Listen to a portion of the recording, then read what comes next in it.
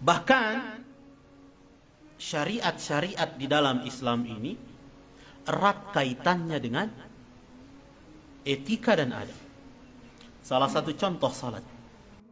Allah Subhanahu wa taala berfirman dalam surah Al-Ankabut ayat yang kelima, "Innas salata tanha 'anil fahsya'i wal munkar." Sesungguhnya salat itu mencegah daripada perbuatan keji dan mungkar. Itu salat. Zakat misalkan. Zakat sebagai bentuk memerangi hawa nafsu dari sifat bakhil. Kemudian menyantuni orang-orang miskin. Bukankah itu suatu kebaikan? Ya. Puasa akan melatih kesabaran dan menumbuhkan kepekaan sosial serta jiwa suka berderma dari puasa. Haji sebagai bentuk pengorbanan dengan harta dan tenaga. Semua adalah membentuk etika dan adab kita. Ibadah-ibadah itu erat kaitannya dengan etika dan adab. Makanya bagaimana kedudukan adab di dalam Islam? Ya. Adab adalah menggunakan sesuatu yang terpuji berupa ucapan, perbuatan, atau yang terkenal dengan sebutan al-akhlaqul karimah. Ya. Yang keluar dari lisan kita yang baik-baik, yang kita lakukan, yang dilakukan oleh anggota tubuh kita yang baik-baik. Maka dalam Islam, masalah adab dan akhlak mendapat perhatian serius yang tidak didapatkan pada tatanan manapun. Sebab syariat Islam adalah kumpulan dari akidah, ibadah, akhlak, dan muamalah. Ini semua tidak bisa dipisah-pisahkan.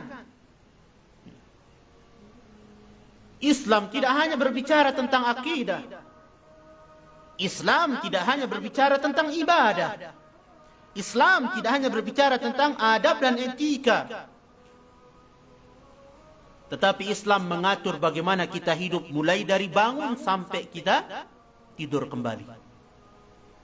Bahkan mulai dari kita bangun sampai kita bangun kembali. Semuanya diatur dalam agama kita. Ya.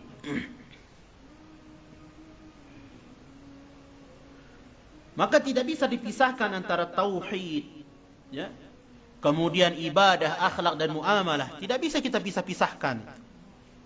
Manakala seseorang mengesampingkan salah satu dari perkara tersebut, misalnya akhlak, maka akan terjadi ketimpangan dalam perkara dunia dan akhirat. Orang bagus akidah dan tauhidnya, tapi akhlaknya nggak bagus, bagaimana pandangan orang kemudian? Maka dia akan menilai setiap orang yang berbeda dengannya adalah syirik dan musyrik.